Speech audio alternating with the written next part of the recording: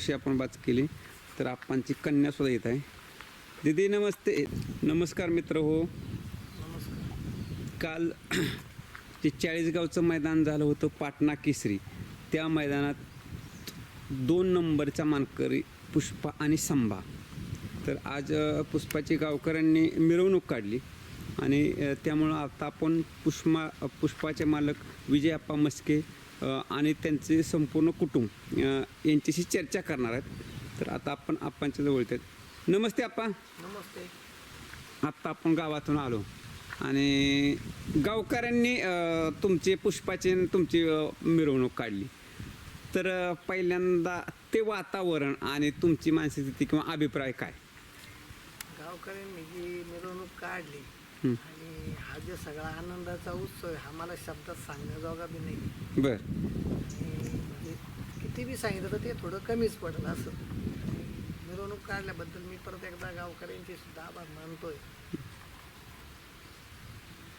आणि म्हणजे हे एक गावाने दिलेला तुम्हाला सन्मान, गावाने मला दिलेला सन्मान किंवा माझ्या 2 वर्षापासून जे मी पळतोय बाहेर जाऊन बैल घेऊन, गावकऱ्यांनी बघितलं बा आपला हा बैल यूट्यूब चॅनलवर लोक बघतात. आणि ज्यावेळेस मी बैल पळायला जातो त्यावेळेस काही मित्रांना माहिती असतं गावातल्या नातेवाईकांना, मग ते मोबाईल गावामध्ये बघतात, ते एकमेकाला विचारतात त्यांनी काय बघतात त्यांनी, अरे आपल्या गावाचं नाव निघतंय प्रसन्न लोणी प्रवाळा. सगळ्यांनी आवर्जून ते बघितलं. प्रत्येक जातोय पुष्पा तिथे निघतोय आणि त्याच्यावर मग ते म्हणजे नाही आता काय करू, 2 नंबरचा मानकं झाला आज आपण काही करू दे. अचानक मला सकाळी फोन केला, काही करून तुम्ही बैल घेऊन गावात यायचं, बाकीचं काही कारण नको. मग मला ही कुठली पूर्वकल्पना काहीच नव्हती. मी आमचा जो नियोजन करतो पंकज कडलक म्हणून त्याला फोन केला, तो गाडी घेऊन आला, मग आम्ही बैल घेऊन गावात गेलो आणि ते एकदम मला सरप्राईज दिल्यासारखंच झालं मला आणि माझ्या पुष्पाला आणि आमच्या टीमला. बर. मग ते सुद्धा एक टीमचाच भाग आहेत गावकरी सुद्धा. हो हो. बर. आता कालची जी शर्यत झाली, मग आता ह्याचा जोडीदार शंभा आणि तुम्ही, तर थोडंसं त्याविषयी सांगा. बाबा तुमचं आणि तुमच्या मावसभावाचं कसं बोलणं झालं आणि तुम्ही ते शर्यतीला गेला? आता सांगायचा विषय असा येतोय की पहिले शूट आम्ही पळलो होतो एकदा चाकणला आमच्या पाहुणे नव्हते त्यावेळेस, ते माझे आता वेळी झाले. त्यांचा एक बैल जायचा होता, त्या मुंबईच्या शेटने त्यांचा गुरु म्हणून बैल होता, एका बैला संग पळायला बोलवलं. त्यावेळेस ते पाहुणे म्हटले का मग तर गाडी चालली तर एक बैल घेऊ आणि तुमचा एक द्या डावीना. हे नियोजन आमचे मावस भाऊ सोपान दिसे मोहचे त्यांनी केलं. म्हणजे सगळ्यात पहिली शर्यत? हो, सगळ्यात पहिली शर्यत आठवणीतली मान भारत केसरी. आणि त्यांचा मला फोन आला त्यावेळेस का आपल्याला या शर्यतीला जायचंय आणि शर्यत लाईव्ह आहे. त्यावेळेस आम्हाला असं या शर्यतीची काही कल्पना नव्हती आणि ह्या फोन त्यांचा आणि माझा चालू असताना आमच्या मिसेसने हा फोन ऐकला. संध्याकाळच्या वेळेस हा फोन झाला 8:30-9ला. तर त्यांनी सांगितलं असं असं बक्षीस आहे, थार आहे, गट पासला मोटरसायकल आहे, ट्रॅक्टर आहे, अशी बक्षीस आहे सांगितलं.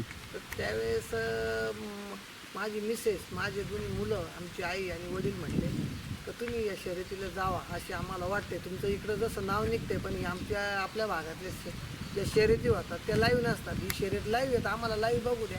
बर. किती आपला बैल पळतो, आपला पुष्पा सगळे तुमचे मित्र इथं आल्यावर म्हणतात का पुष्पाला पळतो. तर आम्ही ते लाईव्ह मध्ये बघू. बर. मग त्या हिशोबाने त्यांनी मला थोडं प्रोत्साहन केलं, एक प्रकारचं चॅलेंज बी केलं की तुम्ही या शर्यतीला जाऊन दाखवा आणि पळून दाखवा, मग बघू तुमचा पुष्पा किती पळतो. म्हणजे ते तुमच्यासाठी आणि पुष्पासाठी चॅलेंज झालं? मग ते आमच्यासाठी एक चॅलेंजच होता. आणि त्यावेळेस मला काम जादा चालू होतं, सीझन चालू होता माझा कुस्तीचा, माझं जाणं शक्य होत नव्हतं. मग पंकज म्हटलं तुम्ही काळजी करू नका, मी बैल घेऊन जा. बर. आमचा पंकज बैल घेऊन गेला आणि इथून पाहुण्यांच्या गाडीत तो बैल तिथं गेला. दुसऱ्या दिवशी तो बैल आम्ही इथून सकाळी गेलो आणि तिथं गेल्यावर आम्ही फक्त एवढंच म्हणत होतो आपली गाडी फक्त सरळ जावं, कारण आमच्या बैलाची पहिली वेळ होती. तुम्ही मैदानात होता का?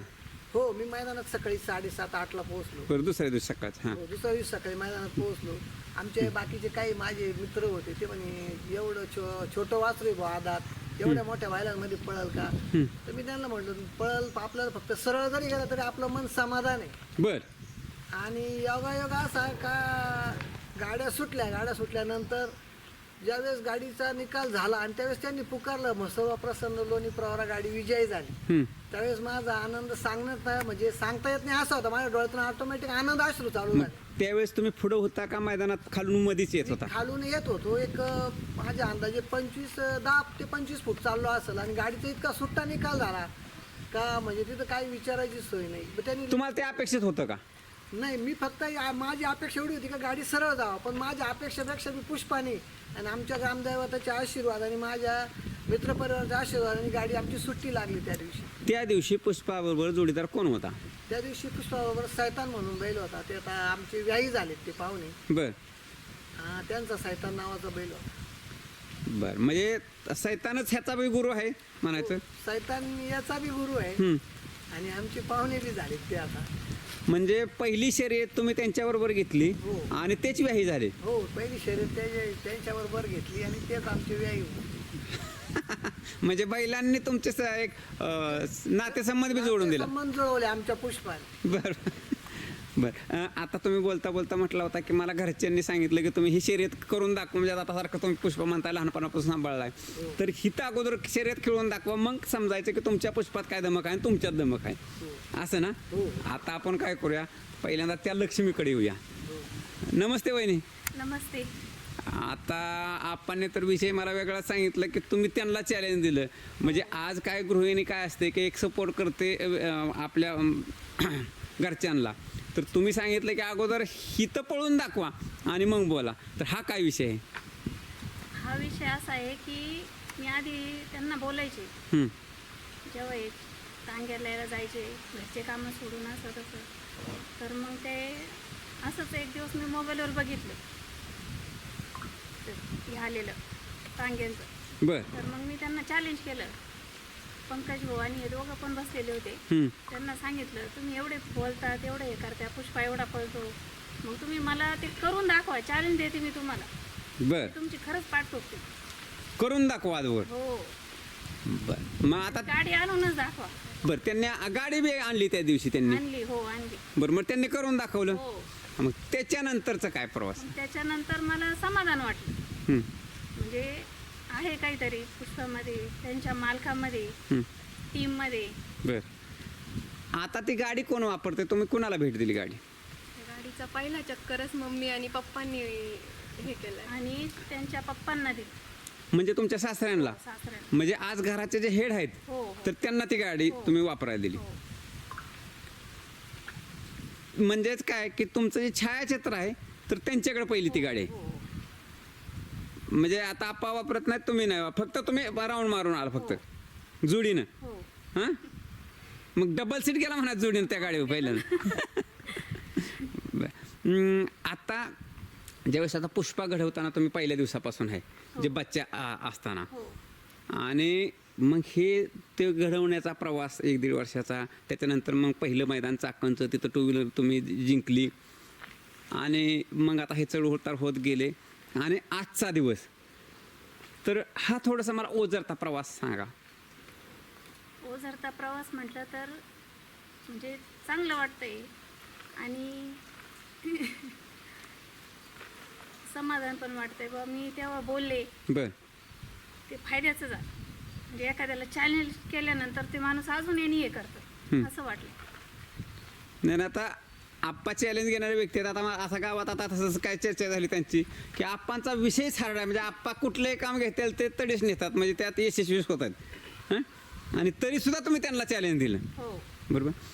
तर आता काय होतं की कुठलीही घरची स्त्री, म्हणजे अर्धांगिनी असेल, माता असेल, मुलगी असेल, बहीण असेल, तर ज्यावेळेस घरचा पुरुष बाहेर जातो तर सगळी जबाबदारी त्या स्त्रीवरती असते. हो, तर आज आता आप्पा मैदानात जात असतात आणि त्यावेळेस घरची जबाबदारी तुमच्याकडे असते, हो. तर त्यावेळेस तुमची मानसिक स्थिती काय असते की कामाचा सगळा लोड तुमच्यावरती पडलेला असतोय आणि हे घरी तर कोण नसतात, तेव्हा माझ्या डोक्यात एकच असतं की मी काम करते आणि हे गेलेले, पण याच्या मागं ते त्यांचं काहीतरी याच्यासाठीच गेलेत बुवा, गुलालासाठी, असं येणारच गुलाल. गुलाल मी त्या उत्साहाने अजून काम करते, माझ्या डोक्यात पण येत नाही का मी एकटी करते, मग हां, ते आहेत माझ्या जोडीला म्हणून मला काही नाही वाटत असं. बरं. म्हणजे खरोखर तुम्ही एक अर्धांगिनीचं संपूर्ण तुमचं काम ते पार पाडताय तुम्ही, जबाबदारी. कामाच्या याच्यात माझं ते पण लक्ष असतं, काय झालं असेल, गाडी झाली असेल का नसेल, असं हे पण विचार असतात. मग मोबाईलवरती बघता का, ऐकता का, का वेळ मिळेल त्यावेळेस बघता? मोबाईलवर बघते. होय. आणि साठी मी पटपट कामावरून घेते, हां विचारते फोन करून किती नंबर गाडी आहे, काय आहे सगळं विचारते, त्या दृष्टीनेच कामावरून घेते आणि बघते. आणि बघितल्यानंतर फोन फोन नाही करत, मग मग फोन बघून घ्यायचा आणि मग संध्याकाळी निवांत विचारायचं आल्यावर. घरी आल्यावर घरी आल्यावर. करून ठेवा. हा पण नाही आपल्याला घरून लगेच फोन येतात. मला वाटतं प्रणवचा येतो आणि काही मित्रांचे पाहुण्यांचे फोन येतात लगेच, गाडी बसली नाही बसली. आपण कोणाकोणाचा फोन येतो घरून लगेच? ज्यावेळेस गाडी सुटते हं. त्यावेळेस आमचं लक्ष त्या आवाजाकडं पुकारण्याकडं समोरच्याकडे बी असतं. हां मग समोरच्याकडपर्यंत येऊस किंवा समोरच्याचा जो निकाल स्क्रीनवर घेऊ तर जर गाडी जायला अशी बसली असतं हां तर त्याच्या आत मला घरून फोन येतो, मुलाचा येतो हं. किंवा आमचा जावई हं. बघा हां बघा बरं फोन करतात. आपण काय करतो ना, आपली गाडी बसलेली 100%. होय हो ते म्हणजे स्क्रीनवर समजा तर थर्ड अंपायरकडे जर निकाल गेला, हां थर्ड अंपायरचा निकाल यायचा त्यांचा निकाल आलेला असतो. त्यांच्या किंवा चालूपर्यंत त्यांचा मला फोन आलेला असतो. आपली गाडी बसली काय त्याच्यामुळे मग काय घरून मला सगळं माहिती आहे. बरं आता भैयाकडे येतो. प्रणव काय सांगशील, म्हणजे हे एक प्रवास एक 2 वर्षाचा प्रवास आणि आत्ता मिळणारे यश? नेहमी बाप्पांना म्हणतो आपल्या इकडं पळणं चांगली गोष्ट आहे, पण तिकडं जाऊन त्यांच्यामध्ये पळणं सगळीकडं दाखवून देणं आपलं म्हणजे पण काय पळतो कसं आहे काय हे गरजेचं आहे. आणि आपलं नाव गावाचं नाव करणं पण ते गरजेचं आहे. आणि काय असतं सगळे प्रोत्साहन देतात आणि त्यांना सगळे घराचे नका जाऊ काय त्याच्यात काय नाही. पण आता सगळे प्रोत्साहनाने म्हणतात जा, याला जायचं नाही का, किती दिवस पुष्पाला तसंच घरी बसून ठेवणार आहे. सगळ्यांचं लक्ष एवढंच फक्त आता पुष्पा कधी जाणार परत नाही. आता मैदानात जाण्यासाठी तुमचा कोण फोर्स करता आपण की जावा तुम्ही मैदानात? सगळेच म्हणतात जा जा जा. त्यांचे वडील म्हणतात, माझे बाबा म्हणतात जायचं नाही का आता, आज काय बक्षीस झालं काय बक्षीस यावेळेस ते झालं पुढच्या वेळेस नक्कीच होईल.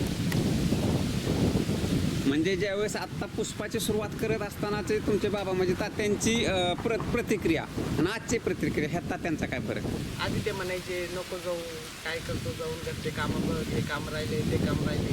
पण आता ते सगळ्यात पहिले फोन येतो, मला व्हिडिओ पाठव, मला स्टेटस ठेवायचे, मला याला त्याला पाठवायचे. म्हणजे तुला फोन येतो आजोबांचा? पहिला फोन येतो मला आधी व्हिडिओ पाठव. तर मी म्हणलं एडिटिंग करायची बाकी आहे. तर आमची टीम आहे मुलांची एडिटिंग करायची.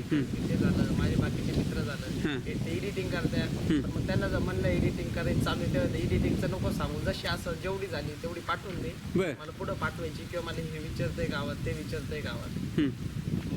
तशी जशी आहे तशी पाठवून द्यावं लागते. जशी आहे तशीच. जशी आहे तशी पाठवून द्यावं लागते. बर आणि परत आपली तयार करायची पुढे पाठवायसाठी तयारी चालू करायची, व्हिडिओ बनवायची. हां. एक 2-3 तासात व्हिडिओ तयार पाहिजे म्हणजे पाहिजे असं एवढं टार्गेट असतं. बर म्हणजे कसं आहे, एक प्रत्येक व्यक्ती म्हणजे आता ज्यावेळेस आपला पुष्पा बाहेर जातोय त्यावेळेस घरच्यांच्या पासून गाव मित्र परिवार सगळं म्हणजे सगळ्यांचे डोळे तिकडे लागलेले असतात. हा तिकडंच बस. आणि हे झालंच पाहिजे. आणि ज्यावेळेस गुलाल घेऊन गाडी येते त्यावेळेस वेगळं. पण त्याचबरोबर काय होतं, काही न जाणं आपली चूक असते, बैलाची चूक नसते, आपण गुलाल घेऊन नाही आला तर त्यावेळेस घरची परिस्थिती काय असते? त्यावेळेस घरचे काय नाही म्हणत, तेवढंच काय नाही होत असतं. हळदीत चालू राहते, कधी आपला दिवस आहे कधी त्यांचा आहे. आपला पण दिवस येईल एखाद दिवशी आपण जिंकू. आपल्या बाईला तेवढी जमक हाय करून दाखवण्याची, तो नक्कीच करून दाखवेल तेवढं. हीच प्रतिक्रिया राहतील, प्रोत्साहन करतच असतं सगळे.